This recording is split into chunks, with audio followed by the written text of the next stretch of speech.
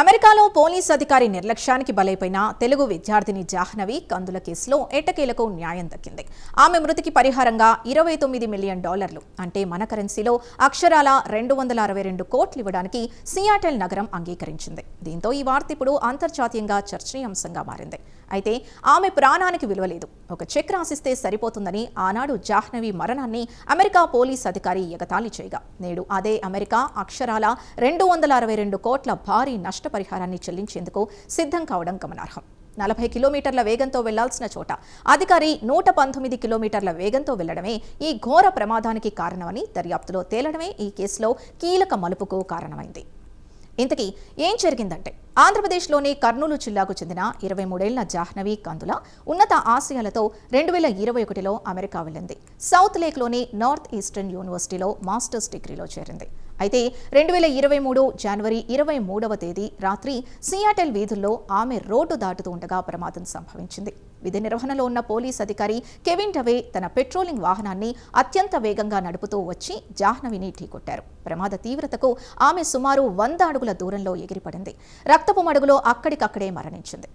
అయితే ఈ ప్రమాదం జరిగిన సమయంలో సదరు పోలీస్ అధికారి కెమెరాలో రికార్డైన దృశ్యాలు ప్రపంచవ్యాప్తంగా ఆగ్రహాన్ని కలిగించాయి.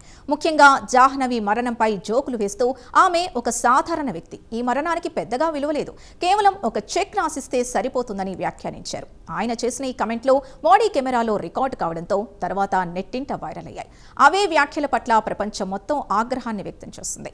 భారత్తో పాటు అమెరికాలోనూ పెద్ద ఎత్తున నిరసనలు వ్యక్తమయ్యాయి. భారత ప్రభుత్వం ఈ విషయాన్ని అమెరికా విదేశాంగ శాఖ దృష్టికి తీసుకెళ్లి తీవ్ర అభ్యంతరాన్ని వ్యక్తం చేసింది. దీంతో అమెరికా పోలీసులు ఈ కేసును సీరియస్ గా తీసుకుని వేగంగా విచారణ జరిపారు. ఈ క్రమంలో దిగ్భ్రాంతికరమైన విషయాలు వెలుగులోకి వచ్చాయి. ప్రమాదం జరిగిన ప్రాంతంలో వాహనాల గరిష్ట వేగ పరిమితి గంటకు 40 కిలోమీటర్లు మాత్రమే. కానీ అధికారి కెవిన్ ఏకంగా 119 కిలోమీటర్ల వేగంతో వాహనాన్ని నడిపినట్లు తేలింది.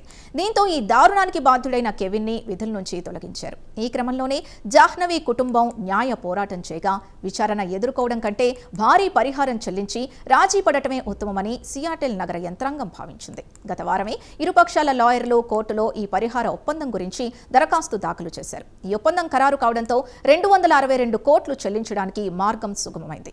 అయితే ఈ పరిహారంపై జాహ్నవి కుటుంబ సభ్యులు ఇంకా అధికారికంగా స్పందించలేదు. ఒక నిండు ప్రాణాన్ని తిరిగి తీసుకురాలేనప్పటికీ కనీసం ఆ కుటుంబానికి ఆర్థికంగా అండగా నిలిచేందుకు ఈ పరిహారం తోడ్పడుతుందని సియాటెల్ అధికారులు వెల్లడించారు.